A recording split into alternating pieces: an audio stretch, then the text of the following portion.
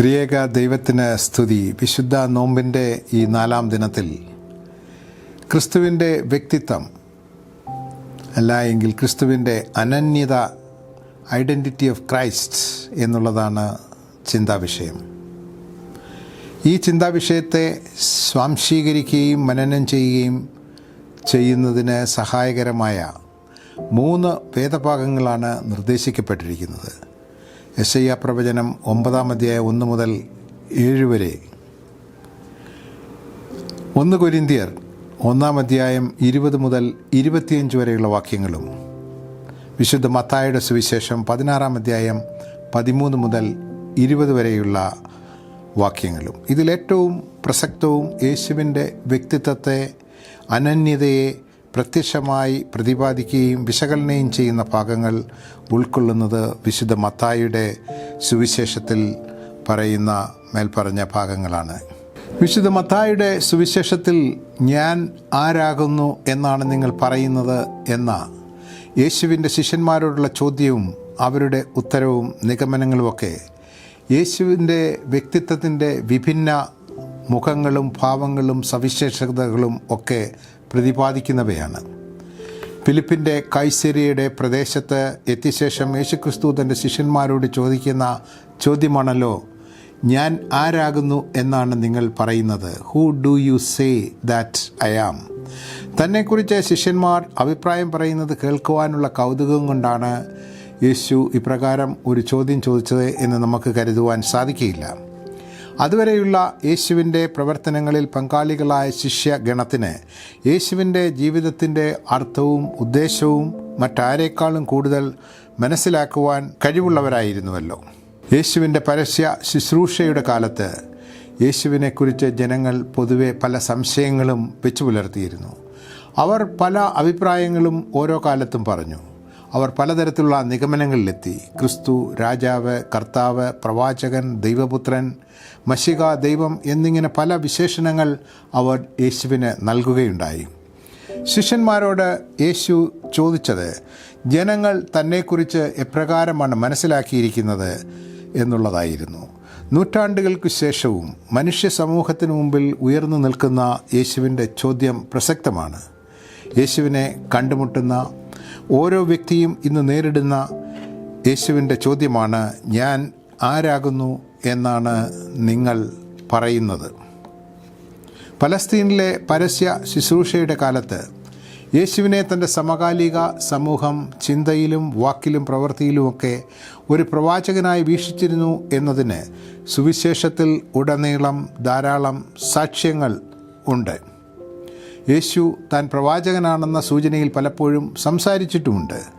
യേശുവിൻ്റെ വിവിധ പ്രശ്നങ്ങളോടുള്ള സമീപനവും പ്രതികരണവും പഴയ നിയമ പ്രവാചകന്മാരെക്കാൾ മുന്നിട്ട് നിൽക്കുകയും പഴയ നിയമ പ്രവാചക പാരമ്പര്യത്തെ അംഗീകരിക്കുന്നവയും ആയിരുന്നു. പത്രോസ്, യാക്കോബ്, യോഹന്നാൻ എന്നിവരെ കൂട്ടി യേശു മലമുകളിലെത്തി. ഏലിയാവോടും മോശയോടും സംസാരിച്ച യേശു അവരുടെ പ്രവാചക പാരമ്പര്യം ഉൾക്കൊള്ളുകയായിരുന്നു പ്രസ്തുത ദർശനത്തിലൂടെ ചെയ്തത്. യേശുവിൻ്റെ വ്യക്തിത്വത്തിൻ്റെ ആളത്വത്തിൻ്റെ മറ്റൊരു നിദർശനമാണ് യേശുവിൻ്റെ പ്രഘോഷണങ്ങളുടെയും പഠിപ്പിക്കലുകളുടെയും കേന്ദ്ര ആശയം ദൈവരാജ്യം എന്നത്. താൻ വരാനിരിക്കുന്ന മെശിഹയാണെന്ന ധാരണ ജനങ്ങളിലേക്ക് പകർന്നുകൊണ്ടിരുന്ന പ്രസംഗങ്ങൾ. എന്നാൽ ഇസ്രായേൽ ജനത്തിന് ആ ചിന്ത ഒരിക്കലും അംഗീകരിക്കുവാൻ കഴിയുമായിരുന്നില്ല.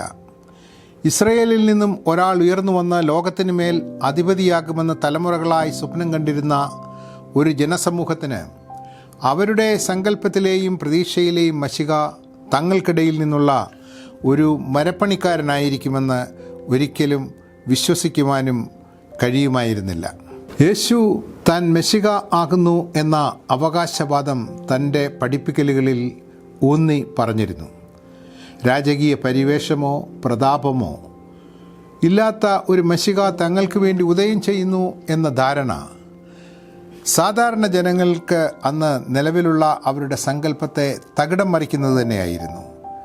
മരപ്പണിക്കാരനിൽ മശിഹായുടെ മഹത്വം ദർശിക്കുവാൻ അവർക്ക് ഒരിക്കലും കഴിയുമായിരുന്നില്ല. ദൈവത്തെക്കുറിച്ചുള്ള പരമ്പരാഗതമായ വികല ധാരണകൾക്കും ചിന്തകൾക്കും മാറ്റം വരുത്തിയ യേശു താൻ മശിഹ ആകുന്നു എന്ന യാഥാർത്ഥ്യത്തിന് ഒരു പുതിയ പരിവേഷം നൽകുകയാണുണ്ടായത്. യേശുവിൻ്റെ വ്യക്തിത്വത്തിൻ്റെ ഐഡൻറ്റിറ്റി നാം കാണുന്നത്, നാം ദർശിക്കുന്നത് യേശു അന്യവൽക്കരിക്കപ്പെട്ടവരുടെ യേശു ആകുന്നതിലൂടെയാണ്. വരുവാനിരിക്കുന്ന മിശിഹായെക്കുറിച്ചുള്ള സങ്കല്പം ഇസ്രായേൽ ജനത്തിലെ അഭിജാതവർഗമായ പരീശന്മാർ, സദൂക്യർ, നിയമ പണ്ഡിതർ ഇവരെ ഒക്കെ സംബന്ധിച്ചിടത്തോളം പ്രത്യാശാപൂരിതമായിരുന്നു. എന്നാൽ സമൂഹത്തിലെ അന്യവൽക്കരിക്കപ്പെട്ട ജനങ്ങൾക്ക് വരുവാനിരിക്കുന്ന മിശിഹായെക്കുറിച്ചുള്ള സങ്കല്പം യാതൊരു പ്രതീക്ഷയ്ക്കും അന്ന് വക നൽകിയിരുന്നില്ല. കാരണം അവരുടെ തന്നെ സമൂഹവും അത് വർഷങ്ങളിലൂടെ അവർക്ക് നൽകിയ ബോധവും അനുഭവവും പാഠവുമൊക്കെ, അവരിൽ രൂഢമൂലമായ വിശ്വാസം അവർ സമൂഹത്തിൽ ഒന്നുമല്ല എന്ന കാഴ്ചപ്പാടായിരുന്നു. ഞാൻ ആരാകുന്നു എന്നാണ് നിങ്ങൾ പറയുന്നത് എന്ന യേശുവിൻ്റെ ചോദ്യത്തെ നാം മനസ്സിലാക്കുമ്പോൾ സ്വയം ശൂന്യമാക്കപ്പെട്ട യേശുവിനെയാണ്, ആ യേശുവിൻ്റെ വ്യക്തിത്വത്തെയാണ് നാം കാണുന്നത്. ദാസൻ്റെ രൂപം സ്വീകരിച്ചു എന്ന് പൗലോസ് പറയുന്ന യാഥാർത്ഥ്യം ഒരു പ്രതീകാത്മക പ്രവൃത്തിയിലൂടെ വ്യക്തമാകുന്നത് യോഹന്നാൻ്റെ സുവിശേഷത്തിലെ വിവരണത്തിലാണ്. ശിഷ്യന്മാരുടെ കാലുകൾ കഴുകി തുവാല കൊണ്ട് തുടച്ച് വൃത്തിയാക്കി. അതിഥിയുടെ കാൽ കഴുകുന്ന ജോലി സാധാരണഗതിയിൽ ഒരു അടിമയുടേതാണ്. ഇവിടെയാണ് യേശുവിൻ്റെ പ്രബോധനത്തിന് നാം കൂടുതൽ പ്രസക്തി കാണുന്നത്. ഞാൻ ആരാകുന്നു എന്ന ചോദ്യത്തിന് ശിഷ്യ സമൂഹത്തിൻ്റെ പ്രതിനിധിയായി മറുപടി പറഞ്ഞത് പത്രോസായിരുന്നു. നീ ജീവനുള്ള ദൈവത്തിൻ്റെ പുത്രനായ ക്രിസ്തുവാണ്. പത്രോസിൻ്റെ ഈ വാക്കുകളിലാണ് ക്രൈസ്തവ സഭയുടെ വിശ്വാസം പ്രതിഫലിക്കുന്നത്. ഈ വിശ്വാസ പ്രഖ്യാപനത്തിൻ്റെ പൂർണ്ണത തോമസ് അപ്പോസ്തോലൻ്റെ വാക്കുകളിലാണ് നാം കാണുന്നത്. തോമസ് എൻ്റെ കർത്താവും എൻ്റെ ദൈവവുമേ എന്ന പ്രഖ്യാപനത്തിലൂടെ തൻ്റെ വിശ്വാസം ഏറ്റുപറഞ്ഞു. യേശുവിൻ്റെ യഥാർത്ഥ വ്യക്തിത്വത്തെ, ഐഡൻറ്റിറ്റിയെ മനസ്സിലാക്കി ഏറ്റുപറഞ്ഞ ഈ വിശ്വാസത്തിലാണ് നമ്മുടെ വിശ്വാസം ഭദ്രമാകേണ്ടത്.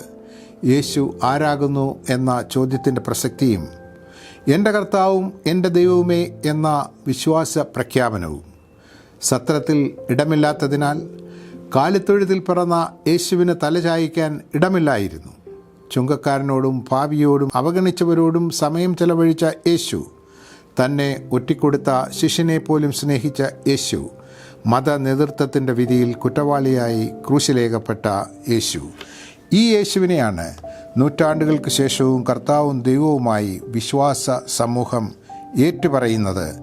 ഈ നോമ്പിൻ്റെ നാളുകളിൽ ഈ യേശുവിനെ ഏറ്റുപറയുവാൻ, ഞാൻ ആരാകുന്നു എന്ന യേശുവിൻ്റെ ചോദ്യത്തിന് പ്രത്യുത്തരമായി ഈ വിശ്വാസ പ്രഖ്യാപനത്തിലൂടെ മറുപടി നൽകുവാൻ ദൈവം നമ്മെ ഓരോരുത്തരെയും സഹായിക്കട്ടെ എന്ന് പ്രാർത്ഥിക്കുന്നു.